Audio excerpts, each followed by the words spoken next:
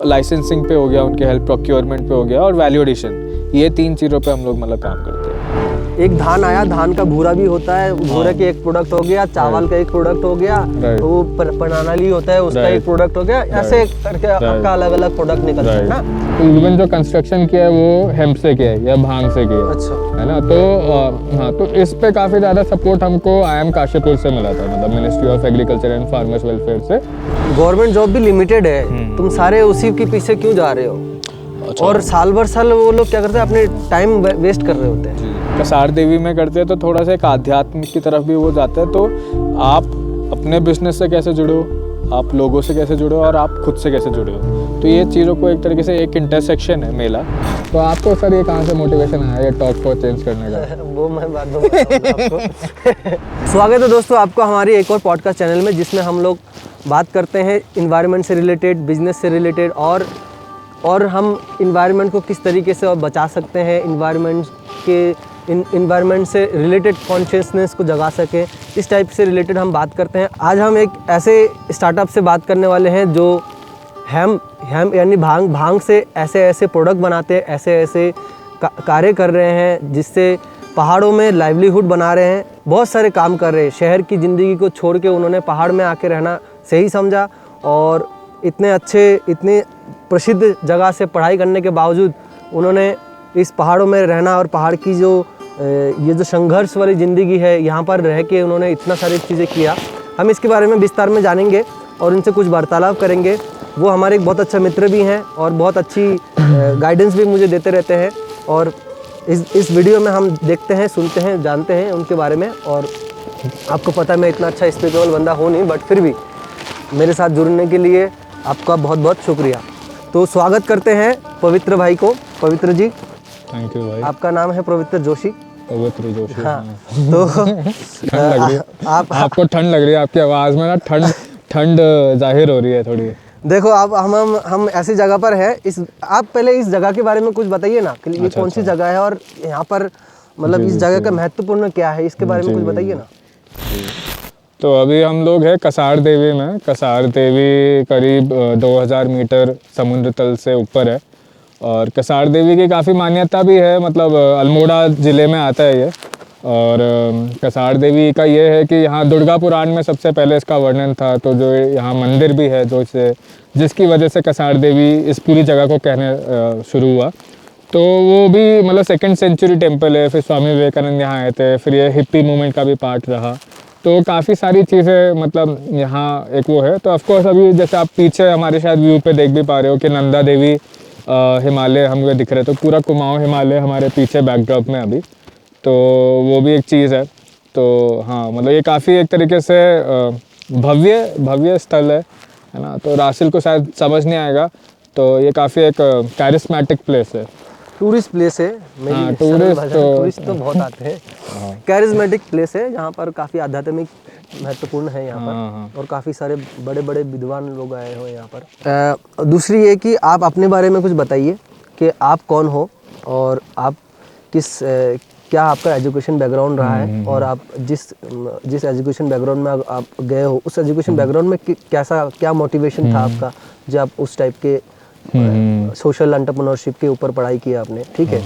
और social entrepreneurship तो अपने पढ़ाई की है, उसके बाद भी आपने कोई ऐसे जॉब नहीं लिए, आपने सीधा प्रॉपर एक स्क्रैच से आपने एक बिजनेस खड़े किया। आज की डेट में आपके बिजनेस की एक अच्छा स्थिति जो मैं खुद 3-4 साल से देख रहा हूँ, है ना, आपको मॉनिटर कर रहे हैं हम लोग, हमारे जैसे बहुत सारे लोग जो आपके साथ जुड़े हुए हैं। तो आप इसके बारे में कुछ बताइए ना। थैंक यू भैया। हाँ जी, प्लीज़। तो हाँ, मतलब तो वही था कि मतलब वैसे मैं मूल रूप से तो पहाड़ से ही हूँ, कुमाऊँ से ही हूँ, कुमाऊनी हूँ, इसलिए ब्रांड का भी नेम आपने देखा होगा कुमाऊँ खंड है।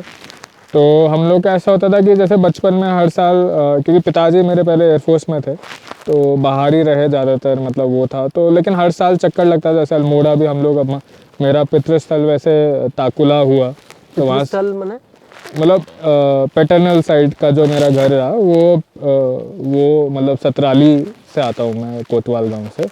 तो हम लोग हर साल एक ट्रिप वहाँ कुल देवी को पूजा करने जाते थे। और फिर नैनीताल से, मम्मी मेरी नैनीताल से हुई, तो हर साल मतलब एक ट्रिप वहाँ, ऐसे जैसे हर एक पहाड़ी बच्चे का होता है जो भी मतलब वैसा तो वैसा था। फिर ज़्यादातर फिर स्कूलिंग मेरा हैदराबाद और दिल्ली हुआ था। अच्छा वो हाँ, फिर हैदराबाद 4 साल स्कूलिंग था, फिर उसके बाद दिल्ली बेलगांव, तो इन कुछ जगहों पे रुका था। फिर उसके बाद दिल्ली में 10th और 12th हुआ मेरा। फिर उसके बाद कॉलेज मेरा दिल्ली यूनिवर्सिटी था, हंसराज कॉलेज, तो वहाँ पे मैंने जूलॉजी किया था पहले, बैचलर्स इन साइंस। फिर उसके बाद जूलॉजी को आप थोड़ा सा हिंदी में बताइए, क्योंकि मेरे ऑडियंस कुछ ऐसा है जो मेरी तरह है बिल्कुल। भाई हिंदी तो मुझे भी नहीं आती जूलॉजी, मतलब मतलब कुछ वैसे में बता दो। जानवर विज्ञान कह सकते हो शायद से। मेरे को पता है जूलॉजी क्या होता है, हाँ, तो बट थोड़ा सा और क्योंकि जानवर टारगेट ऑडियंस कुछ वैसा है ना, तो बताना तो बढ़िया। आप चाय भी पी सकते हो बातें करते करते, तो अच्छा। कोई बात नहीं। तो पशु विज्ञान, हाँ पशु विज्ञान, जानवर हाँ, विज्ञान। जानवरों के बारे में जानकारी जी लेना जी और जी। चीजें करना वाला। तो वो सब तो मैंने शायद ज़्यादा इतना ध्यान नहीं दिया, बट हाँ थोड़ा बहुत इंटरेस्ट हमेशा से था। तो बर्ड फोटोग्राफी और ये सब मैं करता था पहले, जब मतलब उस टाइम पे। और फिर उसके बाद मतलब फिर मैं सीधे मास्टर्स करने गया था। तो मैंने मास्टर्स में पहले से थोड़ा सा था कि बिजनेस की साइड पे एक ओरिएंटेशन था, क्योंकि जैसे हमारी फैमिली में आप ये कह सकते हो कि इतनी, आप कह सकते हो मतलब सही वर्ड शायद से प्रिविलेज ही है, कि इतनी प्रिविलेज आ गई थी कि हम लोग थोड़ा इंडिपेंडेंटली सोच सकते थे। क्योंकि पिताजी माताजी ने संघर्ष किया, तो वो अपने उस पर खड़े हो गए। तो उनके टाइम पे शायद इतना वो नहीं था कि वो सोच सके कि बिजनेस करना है, लेकिन हम लोग के पास वो एक टाइम मिल गया और एक वो रिसोर्सेस मिल गए कि हम सोच सकते थे। तो दिमाग में था कि बिजनेस करना है या कुछ करना है, अपना कुछ करना है। तो वो कैसे करना है वो प्रोसेस तो नहीं पता था। तो फिर मास्टर्स मैंने सोशल एंटरप्रेन्योरशिप किया था Tata institute of social sciences से, मुंबई से। जी। तो फिर वहाँ पे 2 साल में मतलब हमें एक मौका मिलता था कि खुद का एक कॉलेज प्रोजेक्ट करेंगे। तो उस प्रोजेक्ट पे मतलब 3 महीना करीब हमें मिलता था कि आप अपना बिजनेस मनचाहा जिस जगह पे आपको करना है वो कर सकते हो। क्या बात है ना। तो मेरे को ये था कि मैं आके कुमाऊं क्षेत्र में ही कुछ करता हूँ। तब मैंने सोचा भी नहीं था कि नाम कुमाऊं खंड करूँगा, ऐसा कुछ नहीं सोचा था। बस पहले करना दिन है, कुछ करना है, अपनी जगह पर करना है। थोड़ा सा दिमाग में वो आ गया था, क्योंकि उसी समय हेम्प की पॉलिसी भी आई थी उत्तराखंड में। तो हेम्प पॉलिसी को लेकर के मेरे को था कि हाँ, और मतलब इस पे शायद से अब अगला सवाल पूछोगे शायद से, तो मैं अभी रोक देता हूँ। बट हाँ, उस तरीके से फिर मतलब मैंने काम करना शुरू किया। हाँ ठीक है। मुझे एक चीज़ और जानना था, ये जो सोशल एंटरप्रेन्योरशिप होता है, मैं तो खुद ही मतलब काफ़ी टाइम के बाद ना एंटरप्रेन्योरशिप के बारे में जाना हूँ। जब ये जैसे आप जैसे लोगों से मिलता हूँ, तब जाके ये चीज़ें थोड़ा बहुत जानने को मिलता है। ये सोशल एंटरप्रेन्योरशिप क्या होता है भाई? हाँ, तो भाई मतलब मेरा भी ऐसा ही था कि यार जैसे एंटरप्रेन्योरशिप तो मेरे लिए भी खुद ही नया वर्ड था। तो बिजनेस वर्ड, इसलिए मैंने पहले वर्ड बिजनेस यूज़ किया। अच्छा। क्योंकि जब मैं तो पहले सवाल का भी जब मैं जवाब दे रहा था, तो बिजनेस वर्ड ही मैंने इस्तेमाल किया था। क्योंकि उस समय जब मैं देखता हूँ, मेरे को भी शायद एंटरप्रेन्योरशिप का वर्ड बहुत, जैसे आज की जनरेशन में मैं देखता हूँ, मेरा भाई मुझसे 9 साल छोटा है, तो वो 18 साल का है। तो वो भाई एंटरप्रेन्योरशिप तो उसके लिए बज़वर्ड है, क्योंकि शार्क टैंक वगैरह ये सब है ना। तो उस हर एक को 11 साल के बच्चे को भी पता है, 10 साल। मैं तो जब मुझे लगता है 20 साल का हो गया, तब भी मेरे को एंटरप्रेन्योरशिप वर्ड नहीं पता, या कहीं पे स्पेलिंग टेस्ट होता होगा तो शायद पता होगा, पर इतना अच्छे से मतलब नहीं पता था। तो बिजनेस वर्ड हम ज़्यादा यूज़ करते थे। लेकिन फिर उसके बाद जब मैं मास्टर्स पे गया, तो मेरे को पता चला कि भाई एंटरप्रेन्योरशिप का मतलब भी जैसे होता है टू एडवेंचर। एक्चुअली एंटरप्रेन्योरशिप जो एक फ्रेंच वर्ड है। अच्छा। हाँ, तो उसका मतलब निकल के आता है कि टू एडवेंचर। तो मेरे को काफ़ी वो यूनिक लगा। जैसे हम लोग एडवेंचर पे तो जाते रहते हैं, तो एंटरप्रेन्योरशिप की जो जर्नी होती है वो भी एक एडवेंचर पे निकलना जैसे ही है। फिर सोशल एंटरप्रेन्योरशिप ये था कि जब जैसे आप एडवेंचर कर रहे हो, लेकिन एडवेंचर के साथ एक पर्पस भी लेके चल रहे हो, है ना। तो मेरे लिए शायद आसान भाषा में समझाना ये हो गया, और अपने आप को भी समझाना कि मैं एडवेंचर पे तो निकला हूँ। क्योंकि आपको एडवेंचर पे जब निकलते हो तो बहुत सारी कंटिजेंसी, जैसे कहते हैं किधर को क्या आ जाए पता नहीं है। लेकिन जब आपके पास वो एक पर्पस रहता है, तो आप उस एडवेंचर में टिके रह सकते हो ज़्यादा लंबे टाइम तक। समझ रहा हूँ। वो चीज़ है मेरे लिए तो सोशल एंटरप्रेन्योरशिप। आपने हेम्प मानी भांग से आपने अलग अलग तरह तरह की प्रोडक्ट बनाया आपने, है ना। कोल्ड क्रीम से लेकर खाने की प्रोडक्ट से लेकर ऑयल से लेकर अलग अलग प्रोडक्ट बनाए, अपने कपड़े तक बना डाले। ये कैसे हुआ, और इसका शुरुआत आपको कैसे लगा, और आपने क्या ये हिम्मत कैसे आया आपको कि भाई मैं भांग पे काम करूंगा, जबकि आपको पता है कि ये बहुत बड़ा रिस्ट्रिक्टेड है और बहुत सारे, है ना, समाज में भी इतनी जल्दी एक्सेप्ट नहीं होता। हाँ, तो मैं पहले ना बस 1 मिनट लूंगा क्योंकि चाय बहुत अच्छी बनाई है। नहीं कोई सी नहीं। तो दोस्तों मतलब ये गेस्ट बाद में मैं पहले मेरा दोस्त है, तो मैं बिल्कुल हम लोग दोस्ती यारी में बात करेंगे, कोई वो नहीं है इसमें। तो चाय भी मतलब बहुत अच्छी बनाई है, आज स्पेशल बनाई है क्योंकि मुझे पता है वीडियो बनेगी, तो मैं बाइट में अदरक निकल गया। तो कसार किचन में बैठे हम लोग, तो हाँ, उसका भी राजू भाई का, हम्म। तो वो भी। हाँ, तो भाई मेरे लिए ये था कि हेम्प, जैसे बहुत लोग के लिए हेम्प काफ़ी ऐसे, जैसे एंटरप्रेन्योरशिप बज़वर्ड हम बात कर रहे थे, हेम्प भी आजकल वैसे ही हो गया ना कि ट्रेंड जैसा हो गया है, बज़वर्ड जैसा हो गया है। काफ़ी लोग जिनको नहीं भी पता है हेम्प लेकिन खरीदना चाहते हैं, वैसा टाइप का भी एक हो गया कि कुछ उन्होंने सुना है कि यूनिक है। लेकिन मेरे लिए क्या था कि भाई मैं तो कुमाऊनी हूँ, तो मैं तो बचपन से ही भांग की चटनी, भांग का नमक, जैसे मेरा एक प्रोडक्ट भी है भांग का नमक, तो जो कि मम्मी बनाती है, तो उस तरीके से घर पे बहुत सारी सब्जी, मतलब थोड़ा अगर जैसे कुमाऊनी कल्चर में जाते हैं तो हम लोग की पहले रस्सियाँ भी जो बनती थी गाय वगैरह को बांधने के लिए, वो भांग की रस्सी बनती थी। अच्छा। तो जब मैं रिसर्च के टाइम पे निकला था, थोड़ा बहुत तो देख पहले घर से आता था कि ये सब खाने में इस्तेमाल होता है। जो घर की नॉलेज ये थी कि ये खाने में इस्तेमाल होता है, भांग के दाने हम लोग के इस्तेमाल होते हैं, ये बीज भांगा कहते हैं, तो हम लोग की चटनी बन गई। उसके अलावा जैसे गडेरी की सब्जी बनती थी या मूली की सब्जी बनती है, तो भांग मूली, भांग गडेरी, तो वो सब्जी का नाम भी ऐसे ही होता है। तो वो सारी चीज़ें थी। फिर उसके बाद जब मैं रिसर्च चालू किया और मैं ऊपर जितना हायर ऑल्टीट्यूड में गया, जैसे बागेश्वर से साइड और ऊपर को गया, तो फिर मैंने देखा कि रस्सियाँ, मतलब फैब्रिक, रेशे पे भी काम आ रहा है, तो इसका रेशा भी निकाल लेते लोग, फाइबर भी निकाल लेते। हाँ, तो रस्सी भी बना रहे थे, मोजे भी बना रहे थे। अच्छा। हाँ, तो और मतलब थोड़ा जैसे उत्तराखंड का जोग्राफिकली अगर तो देखे तो तिब्बत और नेपाल दोनों से बॉर्डर शेयर करता है उत्तराखंड, है ना। तो और नीचे साइड यूपी से शेयर करता है, तो ये हमेशा से एक ट्रेड रूट था। तो हेम्प भी काफ़ी इस ट्रेड रूट का पार्ट रहा है। तो वो जो मोजे वगैरह थे, तो नॉलेज भी काफ़ी कॉमन है। जैसे नेपाल में भी हेम्प का काम काफ़ी सालों से होता है ना। और 30 साल से, मतलब इंडिया से ज़्यादा, उत्तराखंड से ज़्यादा वहाँ पे काफ़ी नॉलेज है। और उत्तराखंड में सेम नॉलेज है। मेरे ख्याल से नेपाल तो एक्सपोर्ट भी कर रहा है इंटरनेशनली हेम्प का प्रोडक्ट। हाँ, तो नेपाल एक्सपोर्ट भी करते हैं बैग्स वगैरह, क्योंकि उनका जो फैब्रिक है वो भी हैंडलूम पे ज़्यादा काम करते हैं। और उत्तराखंड में भी सेम नॉलेज है, मतलब कई बार तो कुछ एनहांस नॉलेज भी है, क्योंकि हमारे पास रिसोर्सेज थोड़े ज़्यादा है उत्तराखंड में। और तो मैंने वही देखा, जब रिसर्च का टाइम था, जब मैं कॉलेज पे था, तो मैंने उसको ज़्यादातर रिसर्च के लिए यूज़ किया। तो तभी मैंने एक मतलब थीसिस भी, जो मैं मास्टर्स का थीसिस वगैरह जो रिसर्च करते हैं, उसका टॉपिक भी यही था, entrepreneurship in hemp in India करके, मतलब भांग पे एंटरप्रेन्योरशिप, है ना। अभी आपके पास कितने हेम्प के प्रोडक्ट है, आपने जो मॉडिफाई किया, मतलब जितना बनाया आपने, हाँ। कितने हेम्प की प्रोडक्ट है आपके पास, और आपका आपने अभी तक क्या क्या किया है, कितने दुकान किए हैं, या क्या क्या कैसे कैसे मॉडल्स क्या है आपके बिजनेस बनाने का, राइट। उसके बारे में कुछ बताओ ना भाई। ठीक है, तो हाँ, मतलब एक सबसे पहले तो जैसे कॉलेज से शुरू किया था, उसके बाद जब मैं निकला तो 2021 में इनकॉर्पोरेट किया था हमने ना, मतलब Kumaukhand agro innovations and hospitality private limited करके। तो फिर उसके बाद 17 नवंबर 2021 को इनकॉर्पोरेट करने के बाद हम लोग we went for a retail first model.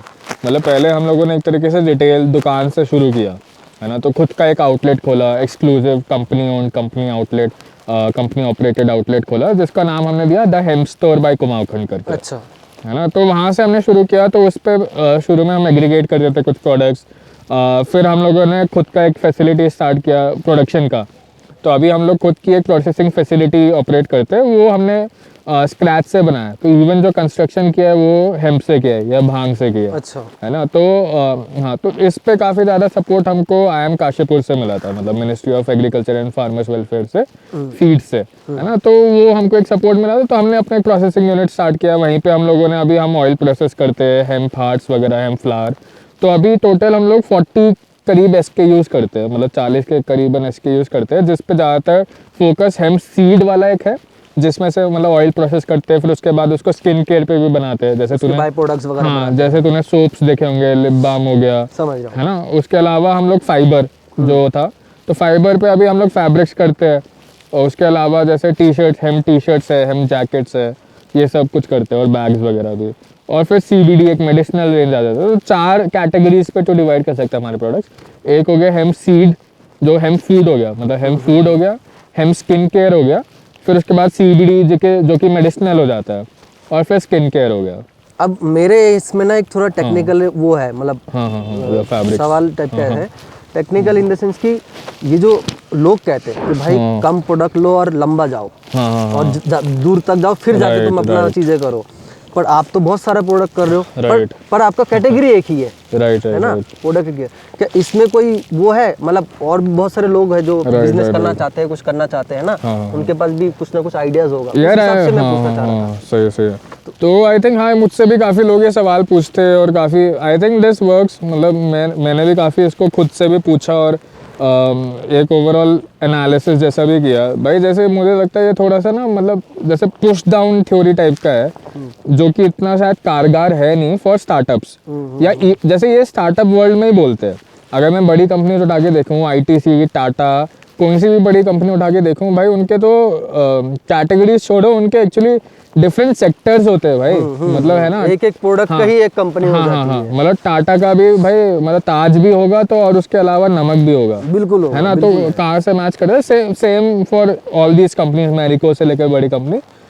और दूसरी फिर अगर मैं एफएमसीजी में भी आता हूँ, जो जैसे मैं अपने आप को एफएमसीजी सेक्टर या एग्री वैल्यू चेन पे तू कह सकता है, तो उस पे भी जितनी कंपनीज है, जैसे अब जैसे अगर अपने ऑर्गेनिक उसमें बात करूँ, ऑर्गेनिक इंडिया हो गई, है ना, बहुत सारी कंपनीज हो गई जो इवन अगर मैं माउंटेन स्पेसिफिक बात करता हूँ, जो माउंटेन रिसोर्सेज पे काम करते हैं, हिमालयन रिसोर्सेज पे काम करते हैं, जैसे हिमालय करके एक ब्रांड सुना होगा, डाबर करके एक सुना होगा। तो ये सारे क्या भाई, इनके भी इतने सारे SKUs है जो कभी तो, जबकि है ना, तो वो एक चीज़ है कि पर उनका कैटेगरी एक ही है, जैसे आयुर्वेदिक में ही कर रहे हो। समझ गया। तो एक चीज़, मतलब just to add on to this point, कि ये चीज़ कि एक किलर प्रोडक्ट बनाना और फिर किल करना मार्केट में, मुझे लगता है कि थोड़ा सा ऐसे गले घोटने वाली स्ट्रैटेजी होती है स्टार्टअप्स के लिए। बट हर एक की स्ट्रैटेजी अलग हो सकती है। जैसे अगर किसी का टेक प्रोडक्ट है, सॉफ्टवेयर या हार्डवेयर, उस पर किलर प्रोडक्ट पॉसिबल है। बट अगर आप एग्री वैल्यू चेन या एग्री उस पर काम कर रहे हो, तो शायद से किलर प्रोडक्ट नहीं बन सकता। मैं आसानी से समझ गया। मैं इसको ये ऐसे में समझ सकता हूँ कि जैसे क्या हो कि एक धान आया, धान का भूरा भी होता है, भूरे के एक प्रोडक्ट हो गया, चावल का एक प्रोडक्ट हो गया, वो प्रणाली होता है उसका एक प्रोडक्ट हो गया, ऐसे करके आपका अलग अलग प्रोडक्ट निकलता है ना। ठीक है, मैं समझ गया। ठीक है भाई। तो मेरे ख्याल से अभी हमें यहाँ से मूव ऑन होना चाहिए और किसी एक और लोकेशन में जाके बैठना चाहिए, क्योंकि ठंड बहुत हो गया है। यहाँ ठंड बहुत चल रही है और हवा बहुत तेज चल रहा है। क्या कहते हो आप? सही है। चलो, तो कुमाऊं खंड किस तरह से लाइवलीहुड पे काम कर रहे हैं और किस तरह से लोगों को आजीविका दे रहे हैं, इसके बारे में कुछ बताइए आप। हाँ, तो मतलब जैसे हम लोगों ने जब शुरू किया था रासिल, तो हम लोग, जैसे मैं अकेला ही शुरू किया था एक तरीके से, क्योंकि तूने भी जर्नी देखी थी, तो काफ़ी फ्रूगली शुरू किया था और 22 साल की उम्र में शुरू किया था, है ना। तो उसके बाद धीरे धीरे हम लोग, मतलब एक जना जोड़ा, फिर कुछ जने जोड़े, है ना, कॉन्ट्रैक्चुअल वर्क लिया, लेकिन ज़्यादातर हमने सारा काम उत्तराखंड में किया। अच्छा। है ना, मतलब वो भी कुमाऊं क्षेत्र में कसार देवी से ही शुरू किया था। तो जब फिर स्टोर चालू किया था 2021 में इनकॉर्पोरेट करके, तो उसके बाद मतलब हम लोगों ने पहला एम्प्लॉय रखा था, है ना, धीरे धीरे काम को बढ़ाया। फिर उसके बाद अभी हम लोग करेंटली 10 लोगों का फुल टाइम टीम है। काफ़ी सारे EL इंटर्न्स भी हम लोग के साथ में जुड़े हुए हैं, काशीपुर से भी जुड़े हैं, बाकी जगहों से भी जुड़े हैं। तो अभी और उसके अलावा जैसे हम लोग क्या करते हैं, विलेज लेवल एंटरप्रेन्योर्स या फिर एग्रीगेटर्स को भी आइडेंटिफाई करके अल्मोड़ा, बागेश्वर, नैनीताल, पिथौरागढ़, ये 4 डिस्ट्रिक्ट में काम करते हैं। और उसके अलावा जैसे अभी हमारे साथ 2000 महिला किसान भी जुड़ी हुई है। अच्छा। तो हम लोग क्या करते हैं, इनके सबके साथ में जो किसान हैं हमारे, उनके साथ MOUs करते हैं, SHGs के साथ टाइप्स करते हैं, FPOs के साथ टाइप करते हैं। तो उस पर हम लोग क्या करते हैं कि लाइसेंसिंग पे हो गया, उनके हेल्प प्रोक्योरमेंट पे हो गया, और वैल्यू एडिशन, ये 3 चीज़ों पे हम लोग मतलब काम करते हैं सबके साथ। सही है। तो इसमें उन लोगों की मतलब इनकम सोर्स तो हो ही रहा है थोड़ा। हाँ, तो नहीं है मतलब सिर्फ जुड़ गए और नाम से जुड़ रहे। नहीं, सीजनल इनकम काफ़ी ज़्यादा होता है। हाँ। और मुझे इसके बारे में बताओ कि यार भाई, ये जो एग्रीकल्चर, मतलब जो किसान है ना, बहुत सारे किसान हैं जो मतलब नॉर्मल खेती नहीं कर पाते पहाड़ों में ना, पानी की इश्यूज होती है ना, बहुत सारे क्रॉप्स आप पहाड़ों में नहीं कर सकते, इससे चैलेंजेस है ना। और अभी बहुत सारी चीज़ें ना, इसको क्या प्लान जो कर जाते हैं लोग, है ना, शहरों में चले जाते हैं पहाड़ से छोड़ के। अब मैं जितना जानता हूँ, मैं ऑडियंस को भी बताना चाहता हूँ या आपके माध्यम से बताना चाहता हूँ कि आप किसान ये हेम्प किसान में कितना हेल्प कर सकता है और कैसे Right. हेम्प से हम कितना और एग्रीकल्चरल बेनिफिट्स ले सकते हैं, इसके बारे में कुछ बताओ आप। हाँ तो मतलब जैसे हाँ तो इसके काफ़ी सारे फैक्ट्स भी, जैसे रासिल पलायन की जब बात कर रहा था तो करीब उत्तराखंड के 1500 या 2000 से भी ज़्यादा गांव जो है वो मतलब घोस्ट विलेजेस बन चुके हैं। घोस्ट विलेजेस, जी घोस्ट विलेजेस। तो घोस्ट विलेजेस का ये अर्थात होता है कि जो वहाँ के निवासी है वो अपना स्थान छोड़ के जा चुके हैं और वहाँ हाँ तो वो ना के जो बराबर लोग जी रह जी रहे हैं। जो मतलब आबाद था वो बंजर हो चुका है ना। तो वही चीज़ है कि वो भी एक रीज़न था कि हम लोगों ने काम यहाँ पे शुरू किया था, क्योंकि जैसे एक और बार मैं बोलूँगा कि 22 साल की उम्र में शुरू किया था, तो जब यहाँ का यूथ मतलब बाहर जाने की सोच रहा था तब मेरा डिसीजन ये हो गया था कि मैं यहाँ वापस आके मतलब लेट मी ट्राई समथिंग वैसा टाइप का था, है ना। तो कोशिश करते करते थोड़ा रिसर्च किया।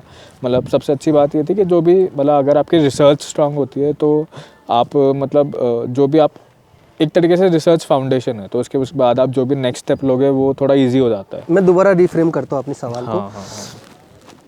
हेम्प एज अ क्रॉप किसानों को कैसे फ़ायदा पहुंचा सकता है जी। और इसको क्या कोई खेती करके आजीविका बना सकता है? जी जी जी। क्या इसको रेगुलर खेती जैसे हम गेहूँ लगाते हैं खेती किया जा सकता है?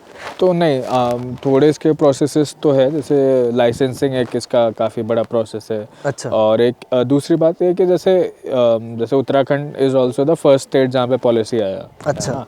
हाँ तो अभी 2016 में पहले पॉलिसी था, 2018 में पॉलिसी मतलब पब्लिश हो गया था। उसके बाद काफ़ी सारी चीज़ें सर्टिफिकेशंस वगैरह आए, जैसे FSSAI वगैरह भी आया, BIS स्टैंडर्ड के अंदर आया अभी 2023 में। तो लाइसेंस अब जैसे एग्रीकल्चर की जब बात करते हैं तो अभी यहाँ का एग्रीकल्चर काफ़ी ज़्यादा बंजर भी होता जा रहा है। रीज़न ये भी है कि जैसे बंदर लंगूर ये सारे भी एक रीज़न हो गया है ना। तो उसके बाद जो काफ़ी लोग छोड़ते भी जा रहे हैं अपने खेती, तो उनके पास एक हेम्प एक ऑप्शन है जिस पे वो एक्चुअली काम कर सकते हैं और उसको एक कैश क्रॉप की तरह भी देख सकते हैं। अच्छा, तो मतलब वो भी एक मतलब एक सॉल्यूशन की तरह अपने आप को प्रेजेंट करता है। थोड़े आपको पेपर वर्क वगैरह करना पड़ेगा अभी, ये तो धीरे धीरे होगा, मतलब इतना जल्दी तो नहीं हो पाएगा। गवर्नमेंट आएगी, पॉलिसी मेकर्स आएंगे इसमें, है ना, स्टेट गवर्नमेंट होगा, सेंट्रल गवर्नमेंट होगा, आप जैसे एंटरप्रेन्योर्स लोग आगे आएंगे, तब जाके जब इसको बहुत लेवल में किया जाएगा, इसकी डिमांड जब ज़्यादा होगा तभी मेरे ख्याल से इस पे और लोग, आम लोग भी इसमें फिर काम कर सकते हैं ना। अभी लोग लगा लेंगे, कोई खरीदने वाला ही नहीं होगा, है ना। पवित्र जी कितने खरीद लेंगे, है ना, जितना आपका रिक्वायरमेंट आप भी उतना ही लोगे। ठीक है, मैं समझ गया इसके बारे में। तो आप हमें बताओ कि आपसे हम क्या और एक्सपेक्ट कर सकते हैं आने वाले वक्त में। आप क्या क्या सोशली और क्या क्या काम कर रहे हो? मैंने सुना आपने कोई एक इवेंट करते हो अभी रिसेंटली, जो पिछले साल भी किए थे, आप इस साल भी कर रहे हो। क्या है उस इवेंट के बारे में कुछ बताओ ना आप। जी। तो हाँ मतलब एक तो जैसे आप मेरे को मेरी पहचान से जानते हो, आपके लिए मेरी पहचान शायद से ये भी है कि मैं कुमाऊं खंड से जुड़ा हुआ हूँ, है ना, फाउंडर हो आप कुमाऊं खंड। हाँ तो वैसे करके है ना। तो एक हम लोग एक इवेंट करते हैं जिसका नाम हमने दिया मेला, है ना। तो मतलब उसको हम ऐसे कहते हैं 2 दिन की ज़िंदगी है 5 दिन का मेला। मतलब आइडिया यही है कि भाई मतलब ज़िंदगी तो 2 दिन की है और आप अपना काम से भी एक आपका परिचय होता है, लेकिन एक परिचय आपका आपसे भी है। जैसे जो अब आप क्या हो, है ना, मतलब इंडिविजुअल। हाँ तो इसके काफ़ी सारे लेयर्स हो जाते हैं, बट हम तो ये देखते हैं कि एज एन इंडिविजुअल, जैसे आपने कहा, है ना। और कसार देवी में करते हैं तो थोड़ा सा एक आध्यात्मिक की तरफ भी वो जाता है। तो आप अपने बिजनेस से कैसे जुड़े हो, आप लोगों से कैसे जुड़े हो और आप खुद से कैसे जुड़े हो, तो ये चीज़ों को एक तरीके से एक इंटरसेक्शन है मेला। तो यहाँ पे काफ़ी सारे ज़्यादातर हम फोकस भी ये करते हैं कि हिमालयन स्टार्टअप्स आए। तो जैसे लास्ट ईयर मेरे दोस्त लद्दाख से, हिमाचल प्रदेश से, और फिर काफ़ी दोस्त चंडीगढ़, इस पूरे बेल्ट से, मतलब जो नॉर्थ का बेल्ट है। तो यूजुअली हम लोग फोकस करते हैं कि जितना भी हिमालयन रीजन्स के स्टार्टअप्स है वो लोग एक गैदर करते हैं। और एक तो मतलब एक एग्जीबिशन जैसा भी होता है वो स्टार्टअप्स के लिए, तो जो एग्जीबिशन और रिटेल उन लोग को एक मौका मिलता है। दूसरा फिर हम लोग उसको थोड़ा सा म्यूज़िक से, थोड़ा सा अल्मोड़ा लिटरेचर फेस्टिवल से जोड़ते हैं, तो ओपन माइक वगैरह भी करते हैं। मैं फोटोग्राफर हूँ, मेरे पास ना पूरे उत्तराखंड के बहुत अच्छे अच्छे फोटोज हैं। क्या मैं अपना पोस्ट कार्ड भी भेज सकता हूँ वहाँ पर? जी। चलो, तो आप अपना पोस्ट कार्ड भी सेल कर सकते हैं, आप अपने फ्रेम्स भी सेल कर सकते हैं। तो जैसे लास्ट ईयर भी हमारे साथ 2 फोटोग्राफर्स जुड़े थे, एक मेरे दोस्त अभी जो लद्दाख में काम करते हैं और वो उत्तराखंड से ही, और एक दूसरे दोस्त जो यहीं अल्मोड़ा से ही है। अच्छा, वो तो ऐसे वो फोटोग्राफ उन्होंने अपने कैलेंडर्स और अपनी फोटोग्राफ्स के। इसका कोई डिटेल्स वगैरह होता है क्या? जी जी, तो मैं आपको सेंड कर दूंगा। हाँ, है मैं ना, तो हम लोग वीडियो में मेंशन कर देंगे। और हम लोग का क्या वो इंस्टाग्राम हर साल एक ही टाइम एक ही सीजन में होता है या कोई आगे पीछे होता है? अभी तो कोशिश, लास्ट ईयर भी हमने दिसंबर में एक एडिशन किया था, इस बार फिर से दिसंबर में कर रहे न्यू ईयर्स के टाइम पे। तो आगे चल के देखते हैं इसको कैसे बढ़ा कोई सकते वेबसाइट हैं। भी है इसका? हमारी वेबसाइट पे आप देख सकते हो, और इंस्टाग्राम पे हमारे देख सकते हो, कुमाऊं खंड करके आप सर्च करिए। अच्छा, मतलब ये कुमाऊं खंड की तरफ से जी, ही जी, होता है? जी, जी, Right, जी, जी, okay, जी, ठीक है, independently। ठीक है। अब सीन है कि आपने टीस से पढ़े हुए हैं, हाँ। है ना? टीस एक बहुत प्रसिद्ध इंस्टीट्यूट है आज की डेट में, सक्सेसफुल हो, मेरी नज़र में तो आप बहुत सक्सेसफुल हो। आपकी सक्सेस की डेफिनेशन अलग हो सकता है, बट और आपकी तरह, मतलब मेरी तरह, मुझसे छोटे, आपसे छोटे बहुत सारे लोग होंगे जो आपकी तरह ऐसा कुछ सोच सकते हैं या ऐसा कुछ चिंता भावना रख रहे होंगे। तो उनके लिए आप क्या बोलना चाहोगे कि किस टाइप की पढ़ाई वो लोग करें, है ना? आजकल ना वो चल रहा है रैट रेस के, किसी एमबीए ने बहुत ज़्यादा पैकेज पा लिया तो हर कोई एमबीए में घुस रहे हैं, किसी आईटी ने बहुत अच्छा पैकेज पा लिया तो हर कोई आईटी में घुस रहे हैं, है ना? तो ऐसे आप क्या बोलना चाहोगे इस टाइप के स्टूडेंट्स के लिए जो 10वीं 12वीं कर रहे हैं, जो कॉलेज जा रहे हैं, या कोई ऐसे चिंता भावना रख रहे हैं कि बिजनेस करना है मेरे को, मुझे क्या करना है, फर्स्ट स्टेप क्या होना चाहिए, इस टाइप के कुछ टिप्स एंड ट्रिक्स बताओ ना आप हमें, हमारी ऑडियंस के लिए। अब सच ये है कि मैं जब टेस्ट गया तो मुझे तो नहीं लगा कि शायद मैं इतनी बड़ी जगह आ गया हूँ, है ना? मतलब एक वो जर्नी भी रहती है, और बट आज के टाइम पे एक मतलब एजुकेशन भी एक डेमोक्रेटाइज हो चुका है। अच्छा, कि कहने का मतलब ये है कि आप यूट्यूब से जितना, जैसे मैं टेस्ट भी गया तो दोनों चीज़ें, फ़ायदा भी नुकसान भी आप कह सकते हो कि मैं टेस्ट गया लेकिन शायद IIT नहीं गया, है ना? मैं टेस्ट गया तो मैं शायद स्टैनफोर्ड नहीं गया, समझ रहा हूँ, है ना? तो लेकिन बेस्ट चीज़ ये है कि 2020 के बाद पे ज़्यादा, उससे पहले भी हो चुका था, जब हम टेस्ट में भी थे तो हम लोग भी बाकी रिसोर्सेज यूज़ करते थे जो कि फ्री होते हैं, फ्री होते थे, समझ है ना? चाहे यूट्यूब हो, है ना? मतलब आप एक क्लासरूम पे बैठ के भी एक आपका एक लिमिटेड दायरा रह सकता है ना? जैसे अब एक जो किताबी नॉलेज होती है वो तो हमेशा लिमिटेड होती है, तो आपके पास वो एक मौका आज के टाइम पे है कि आप ऑनलाइन, है ना, कितने सारे रिसोर्सेज है फ्री, और बड़े ऐसे अच्छे अच्छे कॉलेजेस मेरे को ही देख लो, मेरा सारा नॉलेज, मैक्सिमम नॉलेज मेरे इंटरनेट से ही है। एंड नहीं, वो भी एक चीज़ है, और जैसे फ्री रिसोर्सेज हो गए, इंटरनेट नॉलेज होगी। तीसरी जैसे आप जो इंस्टीट्यूट्स की आप बात कर रहे हो, वो इंस्टीट्यूट्स के भी फ्री मॉड्यूल्स आजकल, है ना, वो अपनी वेबसाइट्स पे और उन सब पे डालते हैं, तो है ना, तो वो भी एक चीज़ है कि आपके पास नॉलेज तो सारी है। और डिग्री, जैसे अब कई बार लगता है हम तो बिजनेस कर रहे हैं, डिग्री किस काम की? बोला नौकरी कर रहे होते तो डिग्री काम आती, लेकिन बिजनेस कर रहे हो आप, एंटरप्रेन्योरशिप कर रहे हो तो डिग्री तो कभी कोई काम नहीं आएगी, है ना? एक बहुत इम्पोर्टेंट सवाल है ना, मतलब मैं चाहता, मुझे पता नहीं, ये बच्चों वाला सवाल भी हो सकता है या शायद आपके पास इसका जवाब नहीं भी हो सकता है, बट फिर भी मैं पूछना चाहता हूँ, है ना?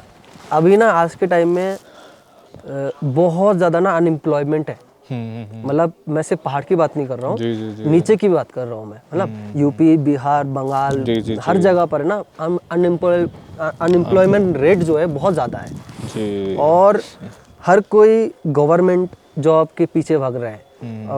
मेरे खुद के आंखों देखा सिनारियो है, मैं ट्रेन से जर्नी कर रहा था और कोई गवर्नमेंट की कोई एग्ज़ाम के लिए लोग जाना चाह रहे थे, और पूरे ट्रेन भर भर के लोग जा रहे हैं जी एग्ज़ाम देने के लिए।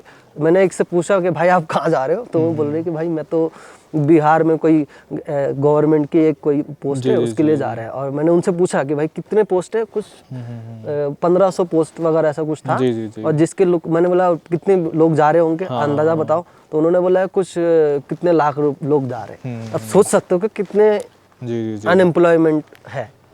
तो इसका कुछ जवाब है आपके पास, इसका ये कैसे हम इसको टैकल कर सकते हैं? तो मतलब काफ़ी जायज़ सी बात है कि जैसे एक, क्योंकि एक थ्रेशोल्ड भी आ जाता है, मतलब इंडिया की एक पॉपुलेशन काफ़ी एक बड़ी प्रॉब्लम जैसी भी है और उसकी एक स्ट्रेंथ जैसी भी है, मतलब तो अनएम्प्लॉयमेंट को आप एक उस तरीके से भी देख सकते हो कि इट्स ऑल्सो पोटेंशियल, है ना? मतलब ये तो काफ़ी ऑप्टिमिस्टिक व्यू पॉइंट रख रहा हूँ मैं, तो डिफरेंट वो भी हो सकते हैं, मतलब but maybe I see it as that कि भाई जैसे डिग्रीज का मुझे लगता है जैसे IIT का भी अभी प्लेसमेंट रेट नीचे चले गया है ना, काफ़ी सारे फैक्ट्स ऐसे निकल के आ रहे हैं, तो देर आर मतलब अलग अलग नुआंसेस है हर एक चीज़ को लेकर के। लोग बहुत ज़्यादा गवर्नमेंट जॉब के पीछे ही जा रहे हैं, हाँ, है ना?